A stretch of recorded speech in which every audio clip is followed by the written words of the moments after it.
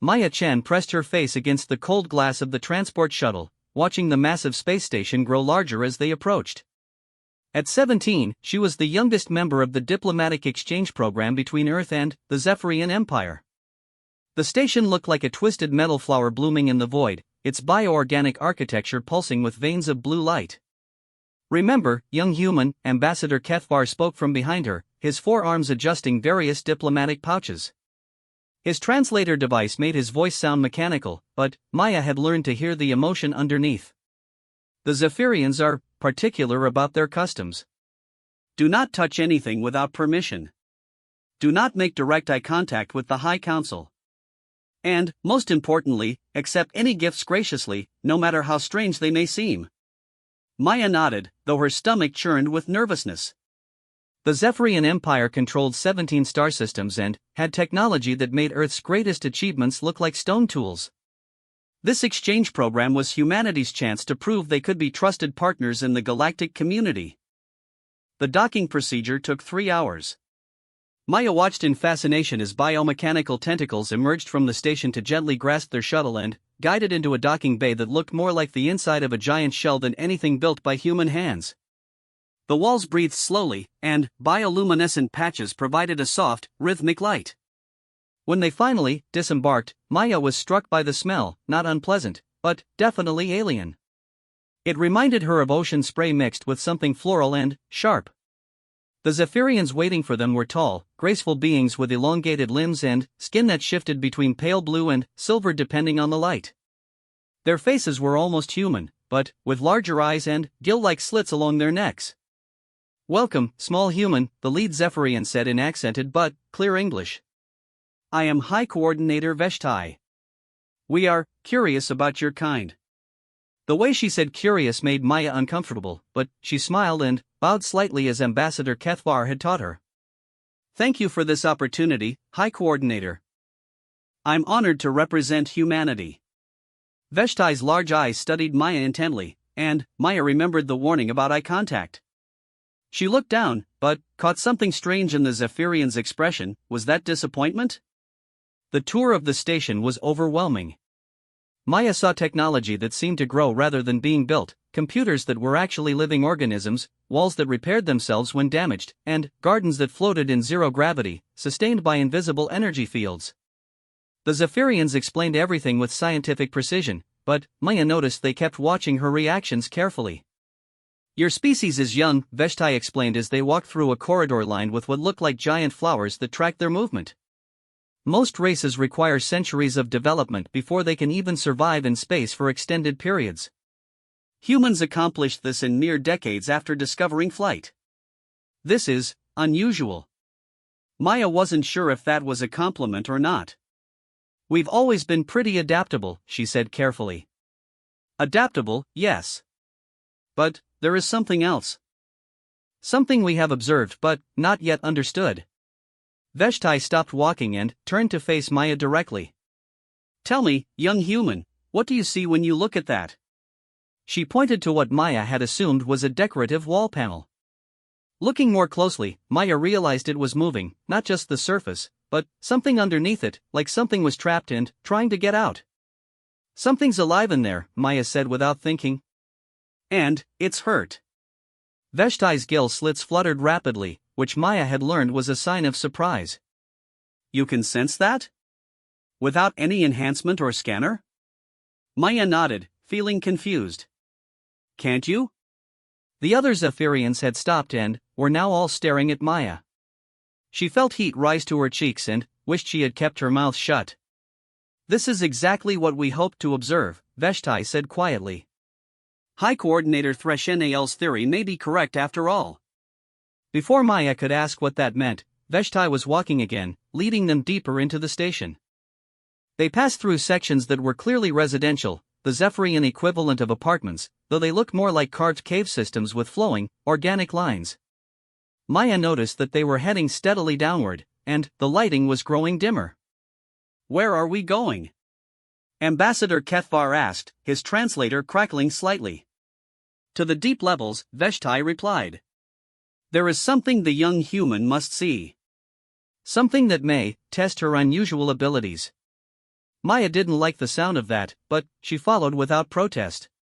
The corridors here were different, older somehow, though that didn't make sense on a space station. The walls were darker, and there was a heaviness in the air that made breathing slightly difficult. Strange sounds echoed from side passages, not mechanical sounds, but something organic and unsettling. They stopped in front of a massive door that looked like it had been grown rather than built. It was covered in what Maya first thought were decorations, but, as she looked closer, she realized they were actually locks, dozens of them, all different, all complex. Beyond this door, Veshtai said solemnly, is our greatest shame and our greatest hope. For 3 cycles, we have tried every treatment, every technology, every healer in the Empire. Nothing has worked. The creature grows sicker each day, and we fear it will soon die. What kind of creature? Maya asked, though she wasn't sure she wanted to know. A Vorth. You would call it a beast cat. It is the last of its kind, and it is dying of something we cannot identify or treat. Our sensors show no disease, no poison, no injury. Yet it fades more each day. Veshtai began unlocking the doors, her long fingers moving with practiced efficiency. We have brought you here because of your species' unusual ability to connect with other life forms. If the theories are correct, you may be able to help where our most advanced science has failed. Maya felt a chill run down her spine. I'm not a doctor. I'm just a student. You are human, Veshtai said simply. And, humans, we have learned, see things differently than any other species we have encountered. The last lock clicked open, and the door began to iris outward like a flower blooming in reverse. Beyond was a chamber that took Maya's breath away. It was enormous, easily the size of a football field, with a ceiling that disappeared into shadows above. The walls were lined with what looked like screens, but they showed not images but swirling patterns of color and light that seemed to respond to their presence. In the center of the chamber, on a bed of what looked like silver moss, lay the creature. Maya had expected something like the big cats from Earth, maybe a lion or tiger, just alien. What she saw instead was something that defied easy description. The Vorth was roughly the size of a horse, but built like a cat, with sleek lines and powerful muscles visible under its hide. Its fur was a deep purple-black that seemed to absorb light, except for intricate silver patterns that ran along its sides and legs like living tattoos. But it was clearly dying. Its breathing was labored, and the silver patterns were dim, flickering like a light with a loose connection. Its eyes, when it opened them to look at the newcomers, were a brilliant gold that somehow conveyed both intelligence and profound sadness. Beautiful, Maya whispered, stepping forward despite her fear. Careful, Veshtai warned. Even dying, it is still a predator. The Vorth were the apex species on their homeworld before it was destroyed. This one has been alone for over a decade. But Maya wasn't listening. Something was pulling her forward, not physically, but emotionally. The creature's pain hit her like a wave, so intense she almost stumbled. But underneath the pain was something else, a deep, aching loneliness that made her chest tight. It's not sick, she said suddenly, surprising herself. It's lonely. It's dying of loneliness. The Zephyrians exchanged glances. Impossible, one of them said. Loneliness is not a fatal condition. It is for humans, Maya said quietly, still moving forward. Humans can literally die from loneliness. We call it dying of a broken heart. Maybe Vorth are the same way. She was only 10 feet from the creature now, and its golden eyes were locked on hers. She could feel its intelligence, its awareness, and, underneath that, a pain so deep it was like staring into an abyss. Maya, step back, Ambassador Kethvar said urgently. This is not why we came here. But Maya couldn't step back. The creature was struggling to lift its head, those golden eyes pleading with her for something she couldn't understand. Without thinking, she knelt down and extended her hand. Don't! Veshtai shouted. The Vorth's massive head moved forward, and Maya felt the warm touch of its nose against her palm. The moment they made contact, images flooded her mind, not her own memories, but the creature's. She saw a world of purple skies and silver trees, where creatures like this one ran in great packs through crystal forests. She felt the joy of the hunt, the warmth of companionship, the complex social bonds that tied the pack together.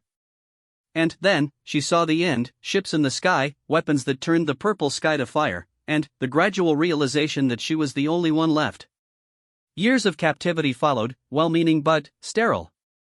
The Zephyrians had tried to care for it, but they didn't understand that for a Vorth AK, isolation was torture. It needed connection, not just physical but emotional and mental. It needed to be part of something larger than itself. Maya gasped and pulled her hand back, tears streaming down her face. "You've had it in solitary confinement for 10 years, she said accusingly. "No wonder it's dying." "We provided everything it needed," Veshtai protested. "Food, shelter, medical care. But not companionship. Not pack." Maya looked back at the Vorth AK, whose breathing had become slightly easier since their contact. "It's a social species, isn't it? Like wolves on Earth. They die without their pack." "There are no others," Veshtai said helplessly. "How can we provide what no longer exists?" Maya stood up, her mind racing. An idea was forming, crazy and impossible, but it wouldn't leave her alone. What if someone could become part of its pack? Temporarily, I mean. Just long enough to help it want to live again? "Ridiculous," one of the other Zephyrians said. "The species are completely incompatible. No other being could form that kind of bond with a Vorth AK." But Veshtai was staring at Maya with those large, thoughtful eyes. "Perhaps," she said slowly, "that is exactly the kind of impossible thing a human might accomplish." Maya felt the weight of their expectations, and her courage almost failed her. She was just a kid from Portland who was good at biology and had volunteered for an exchange program. She wasn't qualified to save a dying alien creature with problems she barely understood. But when she looked back at the Vorth AK, she saw it watching her with what looked like hope in its golden eyes, and she knew she had to try. "What would I need to do?" she asked. Veshtai's gill slits fluttered rapidly. "The bonding process for Vorth AK is complex and dangerous. It involves a mental connection that could damage both participants if done incorrectly. And there is no guarantee it would work with a human. But there's a chance? A very small chance. And the risks are worth it," Maya finished. She looked around at the assembled Zephyrians, seeing doubt and worry in their expressions. "This creature has been suffering for 10 years. If there's even a small chance I can help, I have to try." Ambassador Kefvar moved to stand beside her. "Maya, you don't understand what you're volunteering for. This could kill you." "Maybe," Maya agreed. "But doing nothing will definitely kill it. And I didn't come here to play it safe. I came here to show that humans can be valuable allies. Well, this is how humans help: we take risks for those who can't help themselves." She turned back to Veshtai. "Tell me what I need to do." The preparation took 6 hours. Maya sat in a sterile chamber while Zephyrian technicians attached monitoring devices to her head and chest, their cool fingers surprisingly gentle. The equipment looked like jewelry made of living metal, thin wires that seemed to pulse with their own heartbeat. "The bonding process," Veshtai explained, reviewing data on a screen that floated in the air beside her, "involves a complete merging of consciousness. For Vorth AK, this is how they recognize pack members and establish hierarchy. It is not something done lightly, even among their own kind." Maya tried to calm her racing heart. Through the chamber's transparent wall, she could see the Vorth AK lying in its bed of silver moss. It had been moved to an adjacent chamber so the technicians could monitor both of them simultaneously. Even from a distance, she could see how labored its breathing had become. "What happens if it goes wrong?" Maya asked, though she wasn't sure she wanted to know. "Best case scenario, nothing happens, and we return to watching it die slowly," Dr. Yethera, the station's chief medical officer, said bluntly. His translator made him sound even more pessimistic than the other Zephyrians. "Worst case, the incompatibility between your neural patterns causes permanent damage to both of you." Define permanent damage. Coma, madness, death. In that order. Maya swallowed hard. And the middle case? Veshtai's expression was unreadable. The middle case is that it works, and you become psychically linked to a dying alien predator whose entire species was wiped out. The emotional trauma alone could be devastating. Through the wall, Maya saw the Vorthake lift its head slightly, those golden eyes finding hers across the space between chambers. For just a moment, the silver patterns on its hide brightened, and Maya felt that strange pulling sensation again. "It's not going to get better on its own," she said quietly. "And I've come this far." The final preparations were completed in silence. Maya was moved to a reclining chair that adjusted itself to her body shape, while the Vorthake was brought into the same chamber on a floating platform that hovered just a few feet away. This close, Maya could see the intricate details of its silver markings. They weren't just random patterns, but seemed to form complex symbols that shifted and changed as she watched. "The process will begin when you place your hand on its forehead," Veshtai explained, her voice now coming through speakers in the walls. "At that point, the neural interfaces will activate and attempt to create a bridge between your consciousness and its own. If you feel any pain or disorientation, say so immediately and we will abort." Maya nodded, not trusting her voice. The Vorthake was watching her intently, its breathing shallow but steady. Up close, she could smell its scent, something like warm spices and metal, not unpleasant but definitely alien. "Remember," Dr. Yethara added, "you are not trying to heal its body. You are trying to heal its spirit. Show it that it is not alone." Maya reached out slowly, giving the creature time to pull away if it wanted to.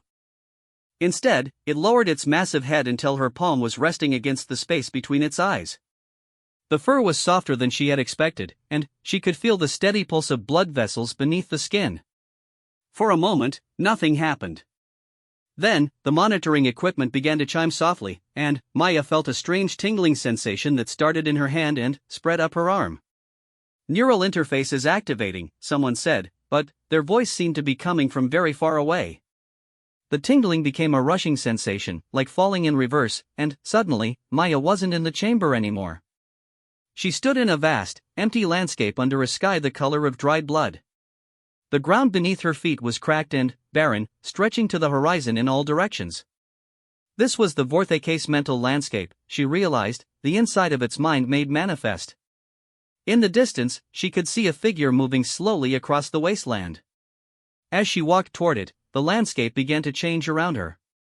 The cracks in the ground widened, and she could hear a sound like wind through broken glass. The figure was the Vorthake, but not as she had seen it in the chamber.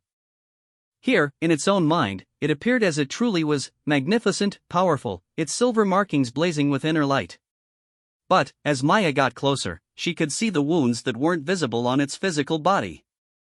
Gashes in its psychic form leaked not blood but memories, images of its lost pack, its destroyed world, the years of isolation.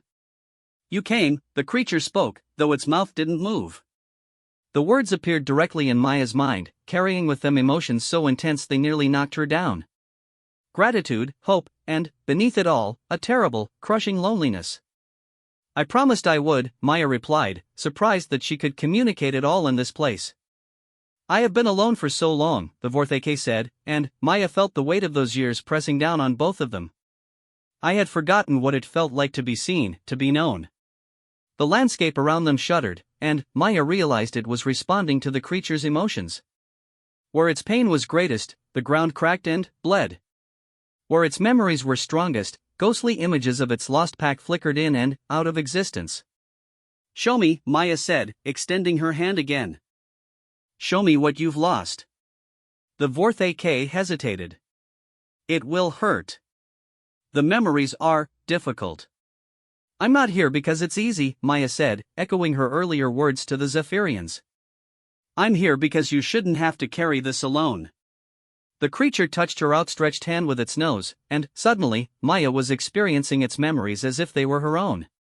She ran through crystal forests with her pack, feeling the joy of perfect coordination as they hunted together. She felt the complex web of relationships that bound the pack, not just loyalty, but love, understanding, a sense of belonging so complete that individual identity became part of something greater. She experienced the last days of their world through the Vorthake senses. The ships appearing in the purple sky like metal cancer. The weapons that turned living crystal into molten glass. The desperate flight through dying forests as the pack was picked off one by faceless hunters who saw them as nothing more than exotic pets to be captured. And, then, the moment when the creature realized it was truly alone, waking up in a Zephyrian rescue ship to find that it was the only survivor of its entire species. The well-meaning attempts at care that felt like torture because they couldn't understand the Vorthaka's need for pack bond. The slow decay of hope as years passed with no possibility of connection. Maya felt all of it, the grief, the rage, the gradual erosion of the will to live. But, she also felt something else, something the Vorthaka had forgotten in its pain. "You're not alone now," she said, and meant it with every fiber of her being. The landscape around them began to change. Where Maya's presence touched the barren ground, small shoots of green began to grow. The blood-red sky lightened to purple, then, to the soft blue-green that Maya somehow knew was the natural color of the Vorthaka's homeworld. "I don't understand," the creature said, its mental voice filled with wonder. "How can you do this? You are not Vorthaka." "No," Maya agreed, "but I'm pack anyway. That's what humans do, we make family out of whoever needs one." The change was spreading faster now. The cracks in the ground were filling with something that looked like liquid starlight, and, in the distance, Maya could see the ghostly outlines of crystal trees beginning to solidify. But, the effort was enormous. Maya could feel her own memories beginning to bleed into the landscape, images of her family back on Earth, her friends at school, the dog she'd had to leave behind when she joined the exchange program. She was giving pieces of herself to heal the gaps in the Vorthaka's spirit. "Stop," the creature said urgently. "You are damaging yourself to repair me. This is not balance." "Maybe not," Maya said, feeling herself growing weaker as more of her own emotional energy flowed into the healing landscape. "But, it's what family does. I cannot accept this sacrifice." "You're not accepting anything," Maya said with a smile that she felt rather than saw in this strange mental space. "I'm giving it freely. There's a difference." The Vorthaka was quiet for a long moment, and Maya could feel it wrestling with concepts that were foreign to its nature. Finally, it spoke again. "Then, I will give something in return. Not a trade, but a gift freely given, as you have taught me." The creature's silver markings blazed brighter, and Maya felt something flowing back to her, not memories this time, but something deeper. The Vorthaka's understanding of pack bond, its instinctive knowledge of loyalty and connection. She felt her human capacity for empathy strengthened and enhanced by the alien perspective. More than that, she felt the Vorthaka's incredible perceptual abilities joining with her own. Suddenly, she could sense things she had never noticed before, the subtle electromagnetic fields that all living things generated, the complex chemical signatures that told the story of health and emotion, the deep currents of connection that flowed between all consciousness. "Now we are truly pack," the Vorthaka said, and Maya felt the rightness of it in her bones. The mental landscape around them had transformed completely. Where there had been wasteland, now there was a garden that combined the crystal forests of the Vorthaka's homeworld with the green hills of Maya's native Oregon. Ghostly figures of the lost pack moved between the trees, no longer sources of pain but cherished memories that added richness to the present rather than weight. "I think," Maya said, feeling suddenly exhausted, "it's time to go back." The return to normal consciousness was jarring. Maya opened her eyes to find herself back in the reclining chair, with concerned Zephyrian faces looking down at her. Her head felt like it had been stuffed with cotton, and there was a strange taste in her mouth like copper and starlight. "Maya!" Ambassador Kethvar's voice came from somewhere behind the crowd of medical personnel. "Are you all right?" She tried to sit up and immediately regretted it as the world spun around her. But she managed to turn her head toward the Vorthaka's platform, and what she saw made her forget her discomfort. The creature was sitting upright for the first time since she had seen it. Its breathing was deep and steady, and the silver patterns on its hide were glowing with soft, rhythmic pulses. But, most remarkably, its golden eyes were alert and focused, looking at her with an expression that was unmistakably alive. "The neural readings are remarkable, Dr. Yethara was saying, his voice filled with professional excitement. "Both subjects show complete integration without any signs of rejection or trauma. The Vorthaka's vital signs have improved dramatically." "How do you feel?" Veshtai asked Maya, her large eyes studying the readouts on the floating screens. Maya took inventory of herself. Exhausted, disoriented, but strangely complete. She could feel the Vorthek's presence at the edge of her consciousness, not intrusive, but there, like a warm hand on her shoulder. Different, she said honestly. But good different. She looked at the Vorthek again, and this time she could sense more than just its emotional state. She could feel its physical condition, its thoughts, even its instinctive reactions. It was like having a new sense organ that she was just learning to use. The creature stood slowly, testing its legs as if remembering how to use them. When it looked at Maya, she felt a complex wave of emotions, gratitude, affection, and something that felt like family. "Pack sister," it said, and, though the words were only in her mind, she somehow knew that the Zephyrians could hear them through the monitoring equipment. "Pack sister," Maya agreed, and felt something settle into place in her soul that she hadn't even known was missing. 3 weeks later, Maya walked through the gardens of the space station with her pack sister padding silently beside her. The Vorthek, who had finally shared her name, Kathmira, meaning last walker of crystal paths, had recovered completely from years of decline. More than recovered, actually. The bond they shared seemed to have enhanced both of them in ways no one had expected. Maya could now sense the emotional states of every living thing within 100 meters. She could tell when the biomechanical systems of the station needed maintenance by the subtle changes in their electromagnetic signatures. Most remarkably, she seemed to have developed an instinctive understanding of alien psychology that made communication barriers almost non-existent. Kathmira, for her part, had regained not just her physical health but something approaching joy. The pack bond with Maya had filled the terrible emptiness that had been killing her, but it had also done something more. Through Maya's human perspective, she was learning to see beyond the loss of her own species and to find value in the connections available to her now. "The High Council will see you now," Veshtai said, approaching them across the garden. Over the past weeks, the High Coordinator had become something approaching a friend, though Maya suspected that had more to do with the intelligence reports she was filing than any personal affection. Maya sighed and stood up from the bench where she had been studying for her xenobiology exam. The enhanced perception that had come with the pack bond made traditional studying almost unnecessary. She could sense the underlying patterns in biological systems in ways that made textbook descriptions seem crude and incomplete. But she still had to pass the formal tests to maintain her place in the exchange program. "Any hints about what they want to discuss this time?" Maya asked as they walked toward the administrative section of the station. Veshtai's gill slits fluttered in what Maya had learned was the Zephyrian equivalent of nervous laughter. "I believe the phrase your people uses, 'You broke it, you bought it.' That doesn't sound promising." They entered the High Council chambers, which Maya had only seen once before, during her formal introduction to the station. It was an enormous space with a domed ceiling that showed real-time images of the stars outside.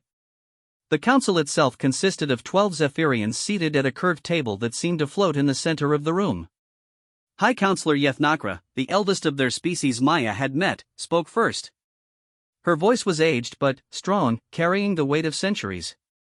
"Young human, your actions 3 weeks ago have created what your people might call a situation." Maya felt Kathmira tense beside her, and, through their bond, she sensed her pack sister's readiness to defend her if necessary. The loyalty was touching, but Maya hoped it wouldn't come to that. "What kind of situation?" Maya asked carefully. "Word of your successful bonding with the Vorthek has spread beyond this station," another council member explained. "We have received inquiries from 17 different species, all asking if humans might be able to help with similar problems." Maya blinked. "Similar problems?"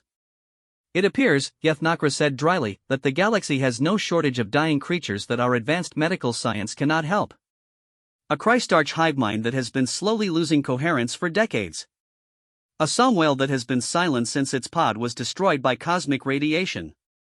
An ancient AI from the Vanquisher civilization that has been trapped in recursive grief loops since its creators died out. You want me to try to help them?" Maya asked, feeling suddenly overwhelmed. "We want to understand what makes this possible," Yethnakra corrected.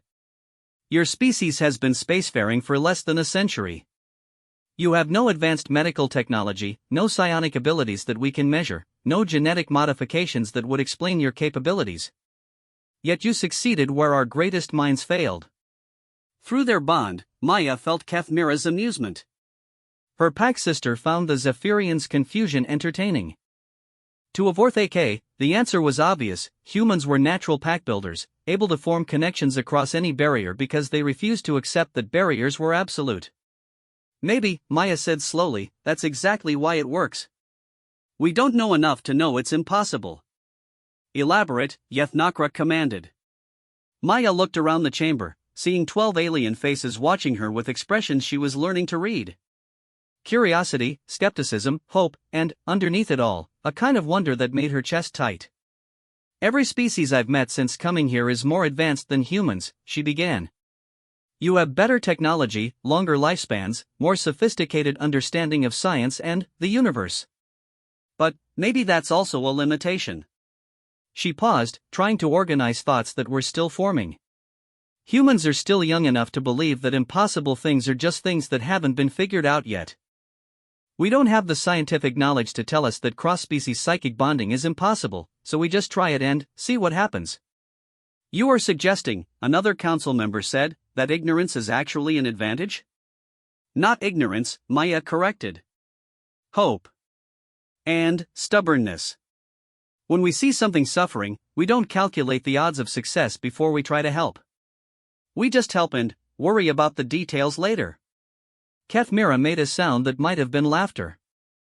Through their bond, Maya felt her pack sister's agreement and, something else, pride in her pack sister's wisdom.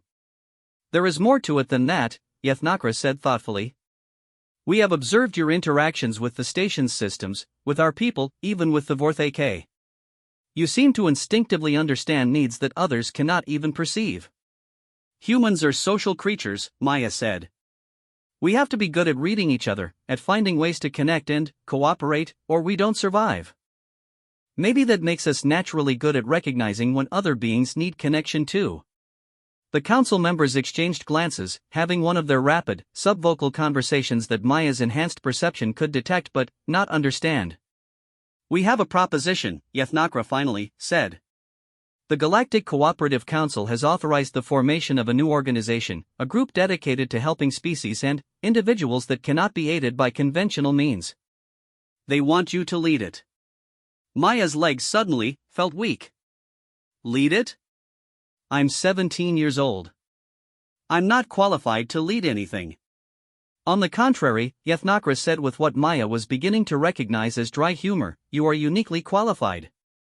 You have demonstrated the ability to succeed where experts fail. More importantly, you have the backing of a Vorth AK pack sister, which carries considerable weight in certain diplomatic circles. Maya looked at Kathmira, who was watching the proceedings with those intelligent golden eyes. Through their bond, she felt her pack sister's confidence and support, but also something else, excitement. The prospect of having purpose again, of being useful rather than just a curiosity to be studied. What would this organization actually do? Maya asked. Exactly what you did for the Vorth AK, another council member explained. Find creative solutions to problems that seem impossible. Help beings that have been given up for lost. Explore the potential for connections and healing that our scientific paradigms have overlooked. You would not be working alone, Vethtai added, speaking for the first time since they had entered the chamber. We have identified several other species with unusual talents that might complement human abilities. A research station is already being constructed at the junction of 3 major trade routes. Maya felt her heart racing. The opportunity was incredible, but the responsibility was terrifying. Through her bond with Kathmira, she could sense similar emotions from her pack sister, excitement tempered with caution. Can I think about it? She asked. Of course, Yethnakra said. But, while you consider, perhaps you would be interested in meeting some of the beings who have requested your help. Before Maya could respond, the chamber's main screen activated, showing a series of images that took her breath away. A crystalline entity that pulsed with dim, irregular light, the dying Christarch hive mind. A massive whale-like creature floating in space, its hide covered in patterns that might have been writing, the silent song whale. A geometric structure of pure energy that flickered between dimensions, the grief-locked AI. Each image was accompanied by data that Maya's enhanced perception allowed her to process almost instantly. The Christarch had lost the ability to maintain coherent thought across its network. The Somwell had stopped singing after losing its pod, and, without their songs, their entire species was beginning to lose the ability to navigate deep space. The AI had become trapped in recursive memories of its creators and was slowly erasing itself rather than face an existence without them. All of them were dying of essentially the same thing that had been killing Kathmira: isolation, loss, and the inability to form new connections to replace what they had lost. "They're all suffering from broken hearts," Maya said quietly. "In essence, yes," Yethnakra agreed. "And, if your theory is correct, they may all be treatable by someone with the right perspective and abilities." Maya looked at the images again, feeling something stir in her chest that she recognized from her first encounter with Kathmira. Not pity, exactly, but a deep recognition of pain that could be eased and a burning need to try. Through their bond, she felt Kathmira's approval and, something more, a sense of destiny falling into place. The Vorthak had always believed that every being had a purpose, a role to play in the great pattern of existence. Perhaps this was theirs. "If I say yes," Maya said carefully, "what happens to my regular exchange program?" "You would be completing a rather different kind of education," Veshtai said with amusement. "Though I suspect it would be considerably more challenging than standard diplomatic training." Maya took a deep breath, feeling the weight of the decision. Back on Earth, she had been just another smart kid with good grades and an interest in xenobiology. Here, somehow, she had become something unprecedented, a bridge between species, a healer of impossible wounds, a pack sister to the last member of an extinct race. It should have been terrifying. Instead, it felt right. "I'll do it," she said, and felt Kathmira's joy echo through their bond. "But, I have conditions." "Name them," Yethnakra said. "First, Kathmira comes with me as my full partner, not just a companion. Second, any beings we help get to choose their own futures afterward. We're not building a collection of exotic creatures. Third, we do this transparently, with full documentation and sharing of methods, so other people can learn to do what we do." "And, fourth?" Yethnakra asked, sensing there was more. Maya smiled, feeling more confident than she had since this all began. "We do it the human way. When we see something that needs fixing, we don't calculate the odds or worry about whether it's supposed to be possible. We just fix it and figure out the science later." The High Council exchanged those rapid subvocal communications again, and then, Yethnakra smiled, an expression Maya had never seen on a Zephyrian face before. "Agreed," she said simply. As they left the council chambers, Maya felt Kathmira's contentment flowing through their bond. Her pack sister was no longer the last of anything, she was the first of something new. They both were. "So," Maya said as they walked back toward their quarters, "ready to save the galaxy one impossible case at a time?" Kathmira's answer came not in words but in emotions, excitement, determination, and a fierce joy that made Maya grin. Through their bond, she could sense her pack sister's certainty that together, they could accomplish anything. Behind them, through the chamber's open door, Maya could hear the High Council already making plans and setting up communications with distant worlds. Word was spreading through the galaxy that there was a new kind of hope available, not the hope of advanced science or superior technology, but the simple human hope that said no one had to suffer alone. It was, Maya thought, a pretty good way to start changing the universe.